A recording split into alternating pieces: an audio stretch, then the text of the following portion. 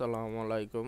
তো আজকে আমরা দেখব মাইক্রোসফট অ্যাক্সেস দিয়ে কিভাবে ডাটা শিট তৈরি করা যায় বা মাইক্রোসফট অ্যাক্সেসের মাধ্যমে কিভাবে এই ছাত্রছাত্রীদের ডাটা শিট তৈরি করা যায় যাতে সহজেই কোনো ছাত্রছাত্রী স্কুল বা কলেজে ভর্তি হলে ওই ডাটা শিটের মাধ্যমে তথ্যগুলি সংরক্ষিত করা যায় সহজেই। তো প্রথমে আমরা এটা অ্যাক্সেসে তৈরি করব, এমএস অ্যাক্সেস। তো ফার্স্ট অফ অল স্টার্টে গেলাম, all programs, Microsoft office access 2007। তো এমএস অ্যাক্সেস হলো ডাটাবেস প্রোগ্রাম বা কোনো তথ্য যদি সংরক্ষিত করা হয় এইটার মাধ্যমে সংরক্ষিত করা হয় বা কোনো ফরম্যাট তৈরি করা হয়। তো আমি ফার্স্ট অফ অল একটা ফরম্যাট দেখাবো স্টুডেন্টের তথ্যগুলি কিভাবে সংরক্ষিত করে রাখা যায়। তো ব্ল্যাঙ্ক ডাটাবেজে ক্লিক করলাম, ফাইল নেম। তো এখানে একটা ফাইল নেম দিতে হবে, মানে তথ্যটা আমি কোন নামে সেভ করে রাখবো বা সংরক্ষিত করে রাখবো। তো এখানে আমি ফাইল দিলাম student, STUDENT, students data entry, student data entry TABL table. তারপরে ক্রিয়েটে ক্লিক করলাম। আচ্ছা, ক্রিয়েটে ক্লিক করার পর এইভাবে আসছে। তো এখান থেকে আমার বাম দিকে উপরে লেখা আছে ভিউ, ভিউ থেকে ডিজাইন ভিউয়ে যাইতে হবে। তো ডিজাইন ভিউয়ে এখানে আরেকটা নাম দিতে হবে টেবিল নেম। তো এখানে টেবিল নেমও দেয়া যায় বা এখানে দেয়া যায় স্কুল বা প্রতিষ্ঠানের নাম বা ডাটা এন্ট্রি দেওয়া যায় STUDENT, students data entry form বা টেবিল। আচ্ছা, এটাকে টেবিলে দিলাম। আমি ফার্স্ট অফ অল যে নাম দেওয়া সেভ করছি এটা শিক্ষা প্রতিষ্ঠান নামও দেওয়া যাবে। তারপরে এটার মধ্যে আমি যে নামে সেভ করব টেবিলটা, ওই নামটা। তো এখানে দিলাম স্টুডেন্টস ডাটা এন্ট্রি টেবিল। ওকে।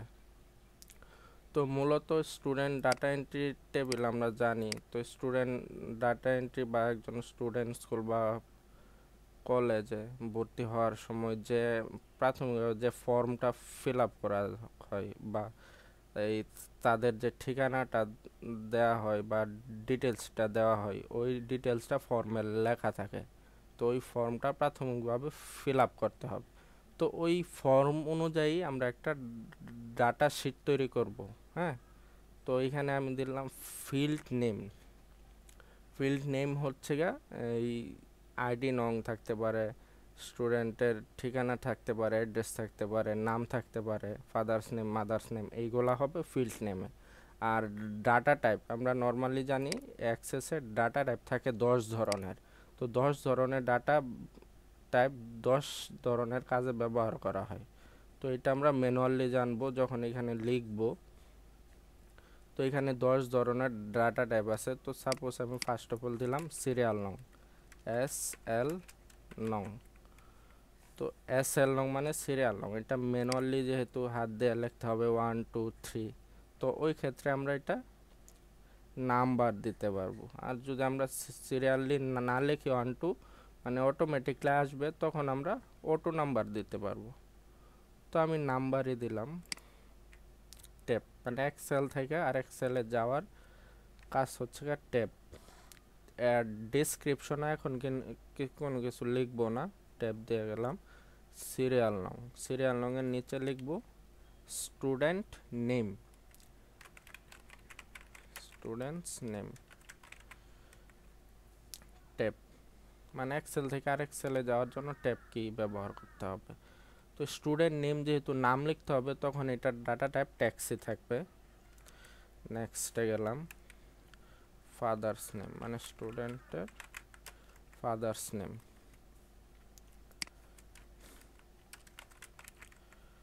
এটাও টেক্সট হবে, মাদার্স নেম, এটাও টেক্সট। আচ্ছা, তারপর অ্যাড্রেস, প্রেজেন্ট অ্যাড্রেস। আচ্ছা, অ্যাড্রেসটা যেহেতু বিস্তারিত আমার লিখতে হবে, গ্রাম, পোস্ট অফিস, থানা, ডিস্ট্রিক্ট, এগুলো লিখতে হবে, তখন ওইটার জন্য জায়গাটা একটু বড় প্রয়োজন। তখন এর জন্য আমরা মেমো দেব, বিস্তারিত লেখার জন্য অ্যাড্রেসটা মেমো দেব। ট্যাপ পার্মানেন্ট অ্যাড্রেস, অ্যাড্রেস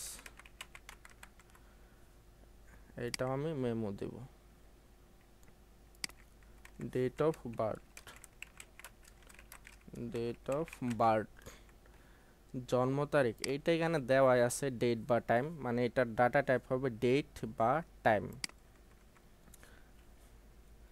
তারপরে আমি দিলাম মোবাইল নাম্বার, মোবাইল নাম্বার। আচ্ছা, এই মোবাইল নাম্বারের ক্ষেত্রে আমরা ট্যাক্সও দিতে পারবো, নাম্বারও দিতে পারবো। যেহেতু বাংলাদেশের মোবাইল নাম্বারের শুরুতে জিরো থাকে, ওই জন্য আমরা ট্যাক্স দিব। নাম্বার দিলে কিন্তু জিরোটা শো করবে না, এই জন্য আমি ট্যাক্স দিব। আর একদম নিচে এই যে এইখানে দেখা যাইতেছে ইনপুট মার্কস, এইখানে আমরা ক্লিক করে, এটা শুধু মোবাইল নাম্বারের ক্ষেত্রে, এখানে আমরা ক্লিক করে 11টা 9 দিব। 11টা মানে মোবাইল নাম্বার যতটা ডিজিটের হয় এই জন্য 11টা 9 দেব শুধু মোবাইল নাম্বারের ক্ষেত্রে। এই এইটা দেওয়ার কারণ হচ্ছে এটা আমি 11টা ডিজিট ফিক্স করে দিলাম, যাতে পরবর্তীতে আমার ভুলবশত 11টা ডিজিটের বেশি আমি যদি ক্লিকও করি তাহলে উঠবে না, এই জন্য আমি ফিক্স করে দিলাম শুধু মোবাইল নাম্বারের ক্ষেত্রে 11টা 9 দেওয়ার ফলে 11টা ডিজিটের বেশি উঠবে না। আচ্ছা, তারপরে আমি এখানে দিলাম gender.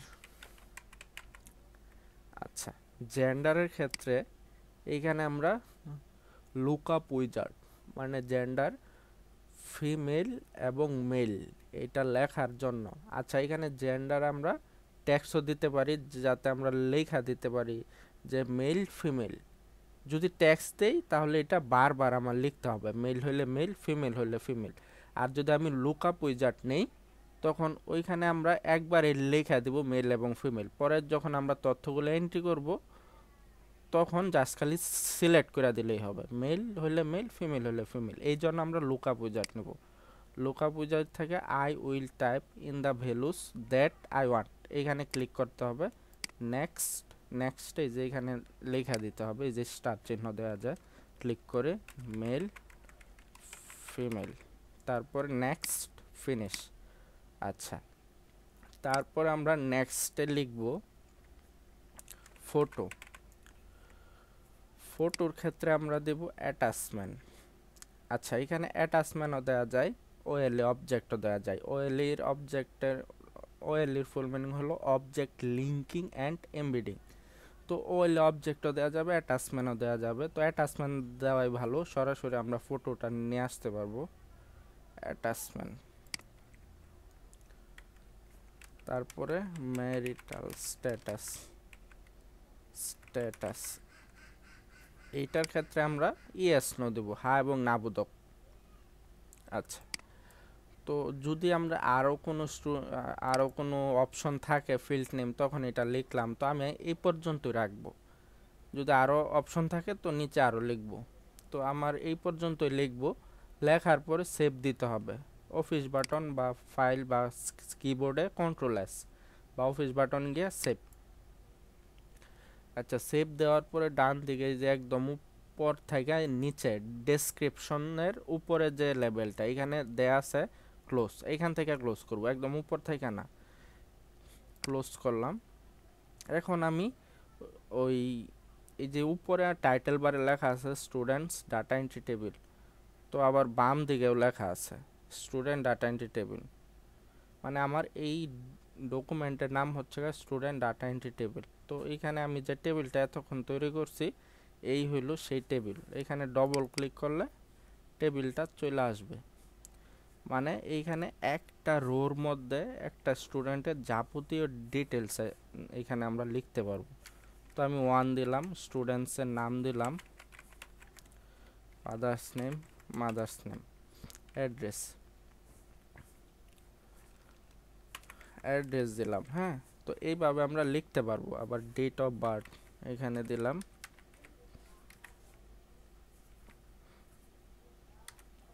Date of birth, mobile number. আচ্ছা, এখানে মোবাইল নাম্বার দেওয়ার ক্ষেত্রে দেখেন 11টার বেশি রো যদি আমি ক্লিক করি তাহলে আসবে না। কীরকম সাউন্ড হচ্ছে, মানে আসবে না, কারণ আমি ফিক্স করে দিছি যে 11টা ডিজিটের বেশি আর ফোন নাম্বার আসবে না। তারপরে নেক্সটে জেন্ডার। তো জেন্ডারে যদি আমরা ট্যাক্সি রাখতাম তাহলে এখানে বারবার আমার মেল হলে মেল, ফিমেল হলে ফিমেল লিখতে হইতো।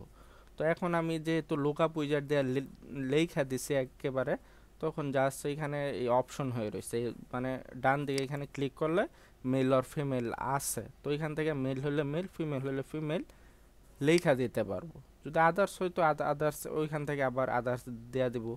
তারপর ট্যাপ। আচ্ছা, এই চিহ্ন যে উপরে কিছু লেখা নাই, এটা মূলত অ্যাটাচমেন্টের চিহ্ন। আমরা যদি কোনো ফাইল বা ডকুমেন্ট বা ছবি এটার সাথে অ্যাটাচ করতে চাই তখন এই অ্যাটাচ মানে ডবল ক্লিক করতে হবে, তারপরে অ্যাড, তারপরে আমার কম্পিউটার যেখানে ছবি আছে এখান থেকে স্টুডেন্ট বা ওই ছাত্রছাত্রীর ছবিটা অ্যাটাচ করে দিতে হবে। তো এখানে ডবল ক্লিক করলেই, ওকে করে দিলে এই যে এখানে 1 হয়ে গেছে, মানে একটা ছবি অ্যাটাচ হয়ে গেছে।